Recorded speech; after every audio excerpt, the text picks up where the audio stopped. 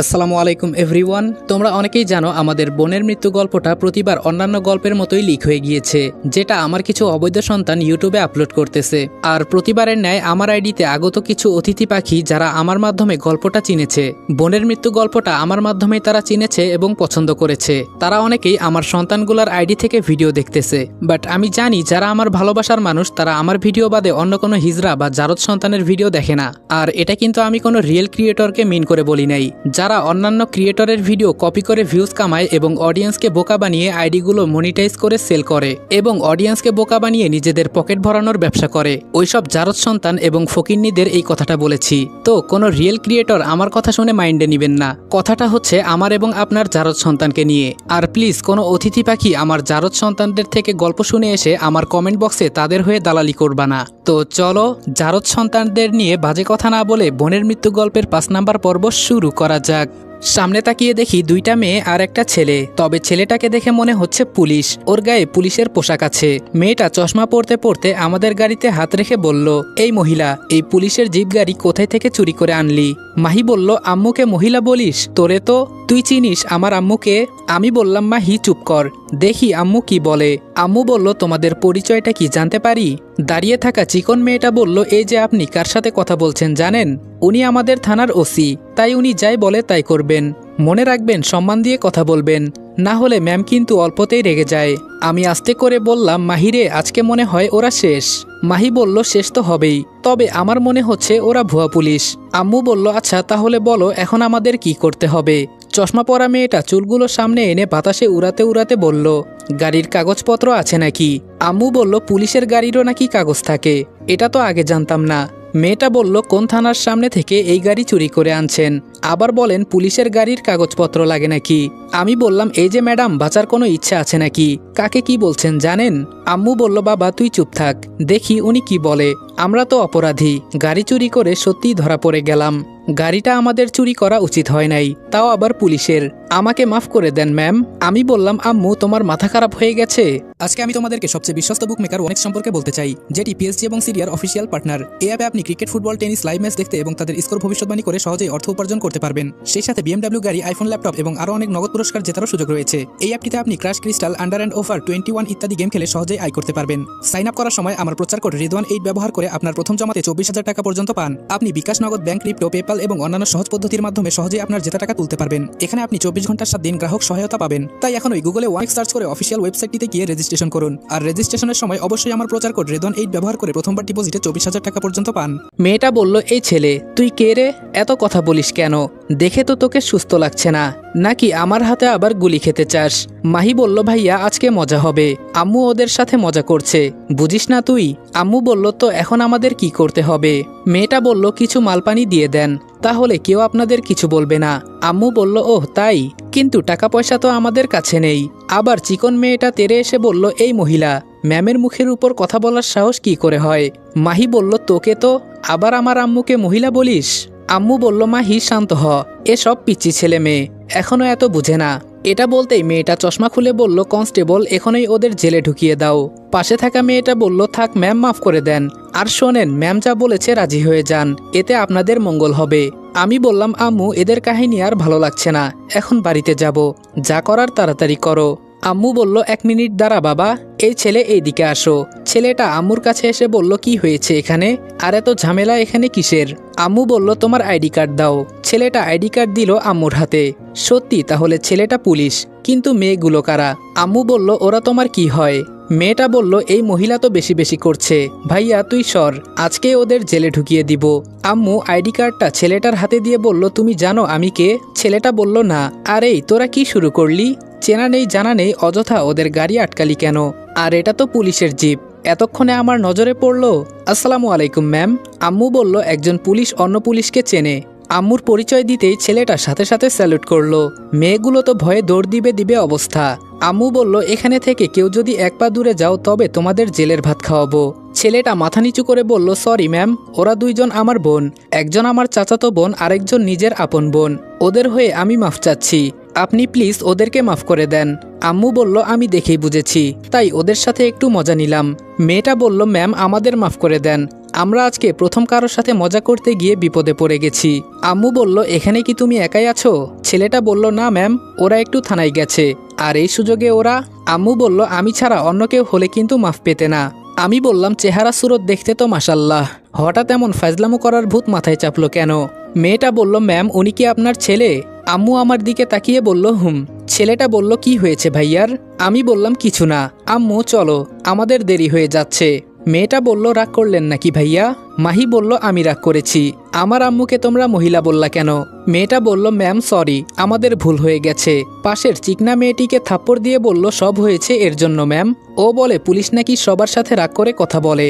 আম্মু বলল, তোমরা দেখি পুলিশের মান সম্মান মাটিতে মিশিয়ে দিতে লাগছো। আচ্ছা এসব কথা বাদ দাও, আমি কিছু মনে করি নাই। মেয়েটা বলল, আপনাকে ধন্যবাদ ম্যাম, আমরা একদিন আপনার বাসায় বেড়াতে যেতে চাই। ছেলেটা বলল, এই মায়ের খাবি এখন, কার সাথে কিভাবে কথা বলতে হয় জানিস না? আম্মু বলল, থাক আর বকা দিও না। আচ্ছা এই নাও আমার কার্ড, একদিন সময় করে তোমরা তিনজন চলে আসিও। আমি বললাম, দেখ মাহি, এখন একেবারে আমাদের বাসা পর্যন্ত যেতে চাই। মেয়েটা বলল, ভাইয়া কিছু বললেন নাকি? আমি বললাম, না না, আমি আর কি বলবো। তো এখন আমাদের সাথে চলেন, বেরিয়ে আসবেন আমাদের বাসা থেকে। মেয়েটা বলল, না ভাইয়া, আজকে আর যাব না। আর আপনাকে দেখে মনে হয় আপনি অসুস্থ, আগে আপনি সুস্থ হন তারপর যাব। ওদের কাছ থেকে বিদায় নিয়ে চলতে শুরু করলাম। আমি বললাম, আম্মু, চেনা নাই জানা নাই ওদের তুমি আমাদের বাড়িতে আসতে বললে কেন? আম্মু বলল, ও মা, আমি আবার কি বললাম? তুই নিজেই তো বললি আজকে চলেন আমাদের সাথে আমাদের বাসায়। আমি বললাম, তুমি যেভাবে ওদের সাথে কথা বলতে শুরু করেছিলে তো কি বলবো আমি? আর কি সব ফালতু মেয়ে ভুয়া পুলিশ সাজার অভিনয় করে। মাহি বলল, তবে তুই যাই বলিস না কেন ভাইয়া, মেয়েটা কিন্তু সুন্দর আছে। আমি বললাম, আহা কত যে সুন্দর তা তো দেখছি। ওদের দেখলে মনে হয় আমার শরীর থেকে কতটা মাংস কেটে ওদের শরীরে দিয়ে বলি, তাও বোন চিকনা থাকিস না। আম্মু বলল, সত্যি বাবা, এদের মাঝে তোর কাউকে পছন্দ হয়েছে? আমি বললাম, আম্মু তুমিও শুরু করে দিলে? আম্মু বলল, যাই বলিস, মেয়ে দুইটাকে আমার খুব পছন্দ হয়েছে। মাহি বলল, তাহলে দুজনকেই ভাইয়ার বউ করে নেই। আমি বললাম, আম্মু তোমার মেয়েকে মুখ বন্ধ করতে বলো, না হলে এখান থেকে ঠেলা দিয়ে ফেলে দিব। আম্মু বলল, গাড়ির মাঝে তোদের আর ঝগড়া করতে হবে না, চুপচাপ এখন একটু বসে থাক। তবে হঠাৎ আম্মুকে মন খারাপ করে গাড়ি চালাতে দেখে অবাক হয়ে গেছি। আমি বললাম, আম্মু তোমার কি মন খারাপ? আম্মু বলল, না তেমন কিছু না। আমি বললাম, সত্যি করে বলো, আমি কিন্তু বুঝতে পেরেছি। আম্মু বলল, একটু মন খারাপ। মাহি বলল, কেন আম্মু, কেউ কি তোমাকে কিছু বলেছে? আম্মু বলল, জীবনটাই কাটিয়ে দিলাম এই পুলিশের চাকরি করে, এখন একটু সুখ দরকার। আমি বললাম, আমি চাকরিতে জয়েন করব আর তুমি চাকরি ছেড়ে দিবে? আম্মু বলল, না রে বাবা, তবে আজকে ওই মেয়েদের দেখে মনে হলো আমার একটা বৌমা দরকার। আমি আম্মুর মতিগতি বুঝে গেছি, উনি যে কি বলতে চান, তাই চুপ করে বসে আছি। আম্মু বলল, আমার এখন বয়স হয়েছে, এখন আমি আমার নাতি নাতনিদের মুখ দেখতে চাই, ওদের নিয়ে খেলা করব, ঘুরবো ফিরবো। আমি বললাম, আরো বলো, তোমার যা ইচ্ছা আছে সব বলো, আর আমি শুধু শুনি। আম্মু বলল, জানিস বাবা, মেয়েটা যখন কথা বলছিল তখন মনে হয়েছিল তোর জন্য একটা বউ দরকার, আর এই মেয়েটা তোর দিকে তাকানো দেখে মনে হচ্ছিল ও তোকে পছন্দ করেছে, এজন্য আমি ওকে আমাদের বাড়িতে আসতে বলছি। আমি বললাম, বোন রে, আম্মুর আজকে কি হয়েছে, কোনো ভূতটুত ধরেছে নাকি? দেখ কি সব কথা বলছে। মাহি বলল, ঠিকই তো বলেছে, আমারও একটা ভাবি দরকার এখন। আমি আর কোনো কথা বললাম না, তবে আম্মুর মন খারাপ দেখে আর চুপ থাকতে পারলাম না। আমি বললাম, আম্মু আমার একটা ইচ্ছা আছে জানো? আম্মু বলল, কি? আমি বললাম, তুমি আমার মা, তোমার কাছে সব বলা দরকার আমার। ছোট থেকে আমি দেখছি সবসময় তুমি আমাকে আগলে রেখেছো, এটা সত্যি, আমি কারো উপর রাগ করতে পারি না, আমার দ্বারা এসব হয় না, আমি সবসময় মানুষের ভালো চাই, বাট কে কি মনে করবে তাতে আমার কিছু যায় আসে না। তুমি তো দেখেছই আমি সবসময় বই নিয়ে পড়ে থাকি, তবে সেখানে আমি রোমান্টিক ভালোবাসার গল্পের বই পড়তে পছন্দ করি। এসব পড়ে পড়ে আমারও ইচ্ছে হয়েছে আমি কারোর সাথে প্রেম করব, তারপর ওকে আমি বউ করব। এটা বলেই আমি কথা বলা বন্ধ করলাম। আম্মু আমার দিকে তাকিয়ে একটা হাসি দিয়ে বলল, খুব সুন্দর করে কথা বলতে পারিস তো তুই আজকাল, প্রেম করা দোষের কিছু নয়, তবে বাবা আজকালের ছেলে মেয়েরা এসব প্রেম নিয়ে খেলা করে, এজন্য আত্মহত্যার সংখ্যা বেশি এই দেশে, এজন্য আমার ভয় হয় বাবা এসব শুনে। মাহি বলল, আম্মু তুমি কোনো চিন্তা করিও না, দেখিও ভাইয়া একদিন আমাদের সবার মনের আশা পূরণ করবে। আম্মু বলল, যা করবি বুঝে শুনে করবি, এখন বল তোর কেমন লাগছে? আমি বললাম, এই তো আম্মু অনেকটাই ভালো লাগতেছে। বাসায় আসার পর বাবা আমাকে দেখে কান্না করতে করতে জড়িয়ে ধরলো। বাবা বলল, আমি কতবার তোর মাকে না করেছি ওখানে আমার ছেলেকে পাঠিও না, তাও আমার কোনো কথা শুনলো না, আজকে যদি তোর কিছু হয়ে যেত? আম্মু বলল, আসলে আমি জানতাম না। বাবা বেশ জোরেই চিৎকার দিয়ে বলল, চুপ করো, আমাদের একটাই ছেলে, আর ওকে তুমি মেরে ফেলতে চাও? আম্মু বাবার ধমক শুনে মাথা নিচু করে ফেললো, কোনো কথাই বলল না।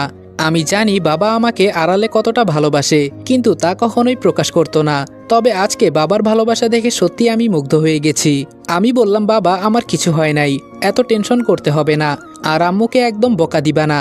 বাবা টেবিল থেকে একটা প্লেট নিয়ে আমাকে খাইয়ে দিতে লাগলো। পরিবারের ভালোবাসা কখনোই কম হয় না, এটা আমি আজকে বুঝতে পারছি। রাতে আম্মু আমার রুমে এসে বলল, কি রে কি করিস?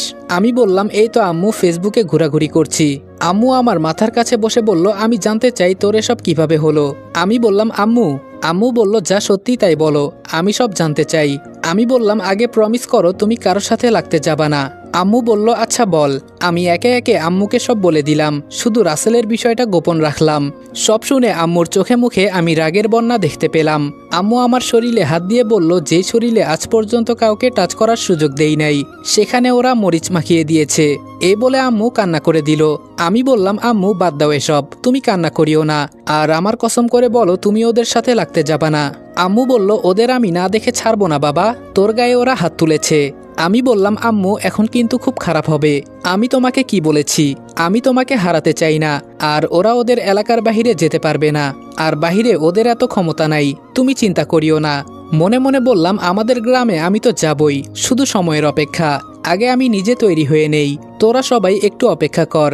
আমার দাদার বাড়ি তোরা জোরে দখল করে রেখেছিস, তোদেরকে আমি দেখে নিব। তোদের কারণে আমাকে খুন করতে হয়েছে, এখন আমি খুনি, আর তোদের আমি ছেড়ে দিব? কখনো না। এখন আমার মিশন ফাহিম, কলিজার বন্ধু আমার, তোর সাথে খুব শীঘ্রই দেখা হবে। আম্মু বলল, কি চিন্তা করিস বাবা, আর আমার কিছুই হবে না, তুই চিন্তা করিস না। আম্মুর হাতটা আমার মাথায় রেখে বললাম, এখন বলো, কারণ আম্মুকে বিশ্বাস নেই, যেই রাগী উনি কখন কি করে নিজেও জানে না, আবার আমি উনার ছেলে। আম্মু বলল, কিন্তু? আমি বললাম, কোনো প্রতিশোধ নেওয়ার দরকার নেই, আমি যা বলেছি তাই হবে। আম্মু বলল, এত ভীতু কেন তুই, বুঝি না। আচ্ছা যা, তোর কথাই মানলাম। আম্মুর সাথে কিছুক্ষণ কথা বলে ঘুমিয়ে পড়লাম। এভাবে 20 দিন চলে গেল। এখন আমি মোটামুটি অনেকটাই সুস্থ। অনেকদিন ভার্সিটিতে যাওয়া হয় না, তাই কালকে যাব চিন্তা করলাম।